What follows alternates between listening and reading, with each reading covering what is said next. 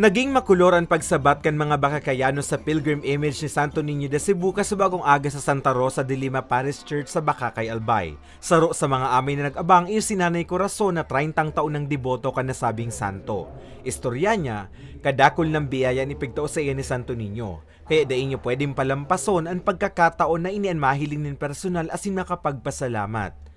Magian po sa pagbuhay kung ikapermi nag-aarang sa mahal na Diyos naghahagad ka kang sa imong mga pangarap sa buhay, maging matuninong ang pamilya. Sa kasalukuyan po, sa kuya man po yan na mamatian mo niyan. Pigpapasalamat naman ni Tatay Godofredo, lay co-chair ka nasabing simbahan na napilian sa indang parokya na mabisita asin paramienta sa pagdagusan kan imahe na madurar sundo sa aga.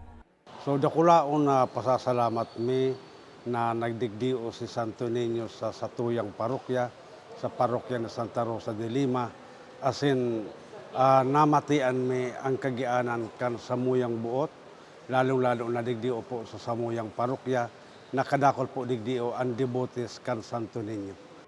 Hulyo 2 kan mag-abot sa Albay ang pilgrim image ni Santo Niño de Cebu. Saro sa mga obheto kan pagbisita, iyon mapakusog pa ang pagtubod kan mga albayano kay Santo Niño.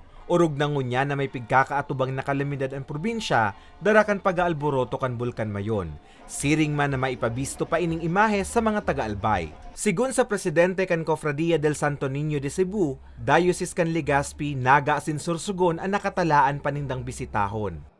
Introduce namin itong devotion na ito, ang proper way to devotion, ang proper way na sa pagdebuti kang Senior Santo Niño.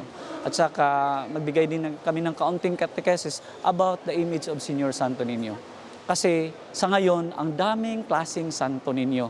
Pero mayroon lang talagang approved, no, na images ng Santo Niño sa 4 na bayan. Then, ang official image natin dito sa Pilipinas, itong Santo Niño de Cebu. So yun, isa din yan, ituturo namin, i-share namin doon sa mga devotee. Sa ngunyan, pang-7 parokya ng Santa Rosa de Lima na binisita kan imahe, puon kan mag-abot ini sa Albay. Mahiling ang pilgrim image ni Santo Niño de Cebu, sundo Hulyo 18. Para sa mga baretang tatak Bicol, Carmelo Balya.